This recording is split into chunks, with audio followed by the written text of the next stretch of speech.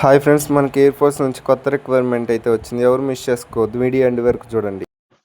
Hi friends, మనకి air force నుంచి కొత్త రిక్వైర్మెంట్ అయితే వచ్చింది ఫ్రెండ్స్. ఈ యొక్క రిక్వైర్మెంట్ లో మనకి ఇచ్చిన పోస్ట్ ఏంటంటే air officer commanding air force station. అయితే యొక్క నోటిఫికేషన్ లో మనకి మొత్తం ఒక పోస్ట్ అయితే ఇచ్చారు, లోయర్ డివిజన్ క్లర్క్ అని. ఈ యొక్క నోటిఫికేషన్ లో మనకి టోటల్ వేకెన్సీస్ వచ్చేసరికి ఓన్లీ 1 వేకెన్సీ అయితే మనకి అయితే ఉంది. అది యూఆర్ కేటగిరీ కాబట్టి ఎవరైనా అప్లై చేసుకోవచ్చు. ఈ యొక్క నోటిఫికేషన్ కి ఏ కేటగిరీ వాళ్ళైనా అప్లై చేసుకోవచ్చు. ఈ యొక్క ఆపర్చునిటీ ఎవరు మిస్ చేసుకోవద్దు. ఒక్క వేకెన్సీ ఉందని ఎవరు అప్లై చేయరు, రాదులే అనుకొని. ఎవరైనా ఇంట్రెస్ట్ ఉంటే ఈ యొక్క నోటిఫికేషన్ లో మనకి ఇచ్చిన ఏజ్ లిమిట్ వచ్చేసరికి 18 to 25 ఇయర్స్ అయితే ఇచ్చారు. మనకి 18 to 25 ఇయర్స్ అయితే ఇచ్చారు ఏజ్ లిమిట్ వచ్చేసరికి. ఈ యొక్క నోటిఫికేషన్ లో మనకి ఎడ్యుకేషనల్ క్వాలిఫికేషన్ కూడా లోవర్ డివిజన్ క్లర్క్ మనకి ఇచ్చిన పోస్ట్ ఎల్డిసి. అంటే ఇది మనకి టైపింగ్ వాటికి సంబంధించింది. దీంట్లో మనకి 12th క్లాస్ అంటే ఇంటర్మీడియట్ అనేది పాస్ అయ్యి ఉంటే ఒక నోటిఫికేషన్ కి అర్హులు. నెక్స్ట్ దీంట్లో మనకి టైపింగ్ అనేది వచ్చి ఉండాలి. 35 words per minute in English అయితే వచ్చి ఉండాలి. 30 words per minute ఇన్ హిందీలో అయితే వచ్చి ఉండాలి. నెక్స్ట్ మనకి సింగిల్ ఎగ్జామ్ అయితే కండక్ట్ చేస్తున్నారు. ఈ యొక్క సింగిల్ ఎగ్జామినేషన్ మనకి సిలబస్ ప్యాటర్న్ వచ్చేసరికి general intelligence, general language, numerical aptitude, general awareness. మొత్తం ఈ యొక్క క్వశ్చన్ ని హిందీ, ఇంగ్లీష్ లో అయితే మనకు ఉంటుంది. Written test 100%.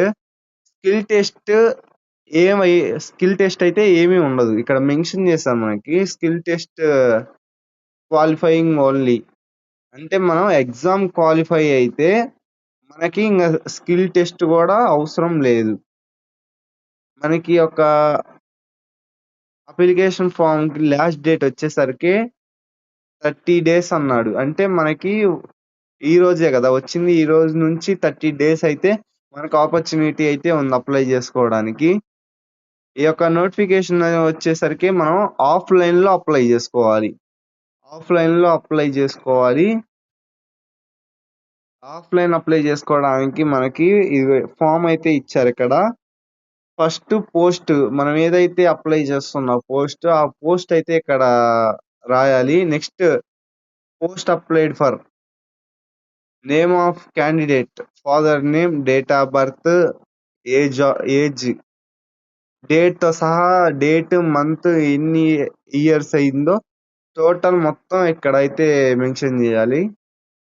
Next address, correspondence.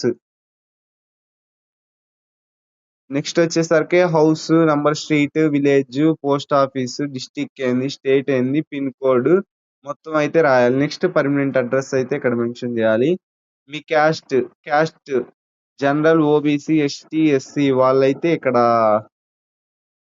Caste certificate కూడా అటాచ్ చేయాలి. జనరల్ వాళ్ళు అయితే అవసరం లేదు. ఎస్సీ, ఎస్టీ, ఓబీసీ వాళ్ళైతే క్యాస్ట్ సర్టిఫికేట్ అయితే పెట్టాలి. Educational qualification.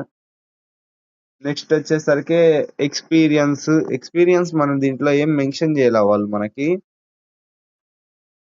కేటగిరీ జనరల్ వాళ్ళు ఎవరైతే అప్లై చేస్తున్నారో వాళ్ళ యొక్క ఫోటో అయితే మనం ఇక్కడ అటాచ్ చేసి ఇవ్వాలి. టెక్నికల్ ట్రైనింగ్ ఎక్స్పీరియన్స్ ఇవన్నీ అవసరం లేదు. మనకి రెండో పేజీలో వచ్చేసరికి ఫర్ అఫీషియల్ రికార్డ్ ఓన్లీ అంటే మనకి హాల్ టికెట్ సంబంధించి ఇచ్చారు, అది కూడా ఫిల్ చేసి ఇవ్వాలి. ఫోటో అంటించి అయితే ఇవ్వాలి. ఈ యొక్క అప్లికేషన్ కి అప్లై చేసుకోవడానికి ప్రాసెస్ కావాలంటే కామెంట్ చేయండి, లైక్, షేర్, సబ్స్క్రైబ్ చేయండి. Thank you friends, subscribe my channel.